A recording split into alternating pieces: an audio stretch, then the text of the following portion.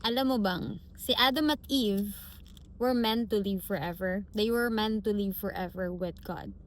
So, ang sabi sa chapter 2, verse 9, the Lord God made all sorts of trees grow up from the ground, trees that were beautiful and that produced delicious fruit.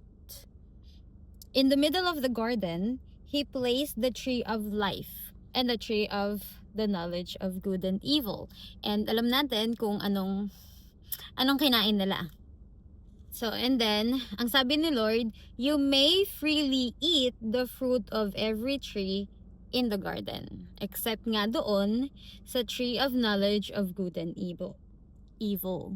Alam natin kung anong sunod, diba? So, buti na lang talaga hindi rin matalino to si Satan. Kasi, otherwise, kung inuna niyang i-alok yung tree of life bago yung tree of the knowledge of good and evil, then we are doomed. Sige na nga, kinain na nila yung ipinagbabawal na fruit, the forbidden fruit. Chapter 3 ng Genesis ang sabi, then the Lord God said, look, the human beings have become like us, knowing both good and evil.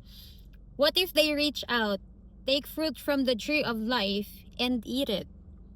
Then they will live forever. So they were meant to live forever. Kasi ang pinagbawal lang na kainin is yung forbidden fruit. So yun lang yung pinagbawal na kainin, hindi yung tree of life. So after nilang kainin yung fruit, so si Satan, kinurse na ni Lord, and pinarusahan na ni Lord si Adam and Eve. Hindi sila pinaalis sa Garden of Eden because of the sin, but because the Lord doesn't want them to stay in that way forever. The Lord doesn't want us to stay in the state of sin. Kaya sila pinaalis doon. Ngayon, this is the most amazing part. So, hindi na tayo makaka-spend ng forever with God kasi we don't have an access to the tree of life. Hindi nga natin alam kung nasan yung Garden of Eden ngayon. So, hindi natin alam kung nasan yung tree of life. So, what He did is, binigay niya sa atin yung tree of life through Jesus. Maisip mo ba yon? Dahil wala na tayong access dun sa tree of life, wala tayong access dun sa Garden of Eden, and hindi natin pwedeng ma-access yun kasi nga we are still in the state of sin until Jesus came and died for us. And para mawala tayo doon sa state of sin, kailangan natin si Jesus. In John 6 verse 51, sabi ni Jesus dito, I am the living bread that came down from heaven. If anyone eats of this bread, he will live forever. And the bread that I will give for the life of the world is my flesh. He has to die for us. The Father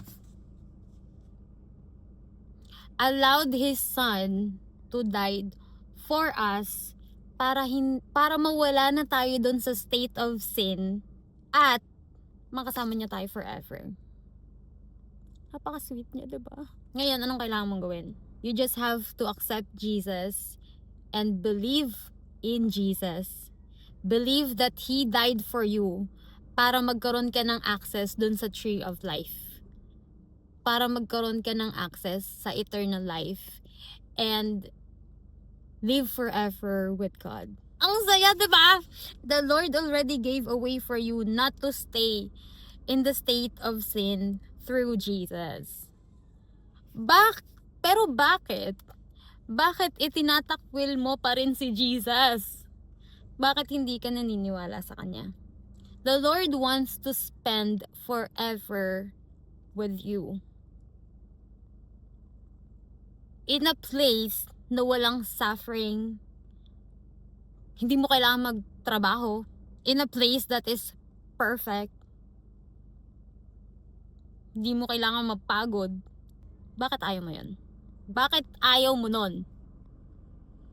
Sabihin mo sa akin.